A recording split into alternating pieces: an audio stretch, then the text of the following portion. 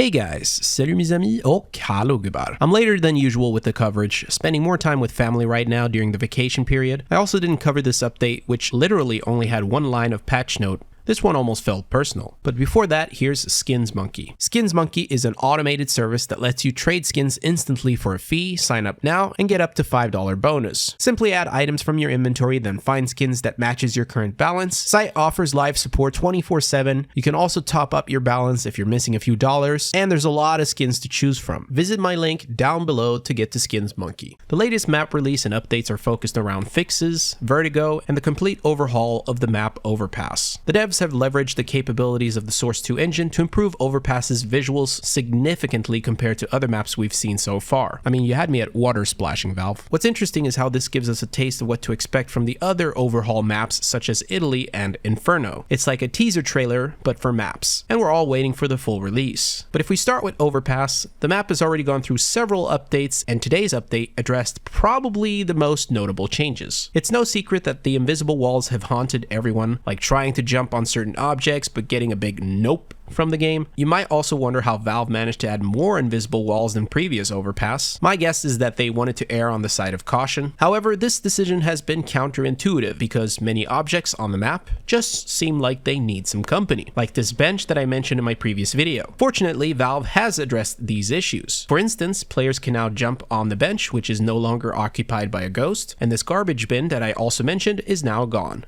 I noticed a few more objects on the map also being removed, so I guess Valve went with remove them altogether. Yet, invisible walls are not the only talking point. We also have platforms or spots not intentional that you could play from. For instance, in Heaven, you could stand next to these railings, and on Short, you could jump on a lamp and simultaneously monitor connector lower B and upper B as shown by Austin. Essentially, the results of the overhaul has created all these clip brushes or invisible walls that have influenced gameplay in unexpected ways. But Valve were quick to fix them for today's update as well. Just the fact that they worked on all this for the same week could indicate a tight schedule where they just want to fix, Overpass and Vertigo for the same week so they can release new maps in 2 to 3 weeks. It certainly feels like they're working with a planned timetable. This is why I'm going to predict that we'll see the next set of map releases for CS2 in about 2 weeks from now. Some other fixes have been this one-way wallbang, which is no longer possible. Again, thanks to Austin for this beautiful showcase, which, by the way, I think Valve are paying close attention to for map fixes. And here's some more changes and updates to the map provided by Thour, who's been relentlessly delving as deep as possible to uncover every possible little change. In terms of various fixes on Vertigo, I actually struggled to find anything here specifically, but by looking around, I noticed 2 possible issues. One is the magically floating crates on a site, revealing anyone who is behind, and another one could be this shadow. Now, I know from a previous video that many of you favor realistic shadows. Shadows of a certain type are acceptable in my opinion, and I have nothing against them in general. Just imagine how this plays out in clutch situations. You don't even need to clear this area if there's no shadow. You can even see the shadow from ramp. So once again, I have nothing against realistic shadows in general, but I consider this specific example to be a bit extreme. But it's going to be interesting to see how Valve reacts to this particular example, and if they're even going to do something about it. And I know some of you too well, you will suggest that you can just simply shoot the lamp, effectively removing the shadow. Problem solved. I mean, sure. Beyond the maps, and something I kind of forgot to mention before, but we can bundle it up right here, lots of gloves and sticker updates to essentially make them look more like CSGO. Thour once again noticed a few interesting files for retakes in regards to Nuke, Dust 2, and Mirage, maps already released in the past for CS2. This likely means that we'll see the retakes game mode popping up soon. And probably the last and still interesting feature to bring up, noticed by Gabe Follower, is a new eye system, which means tracking targets and blinking. Sounds a bit creepy.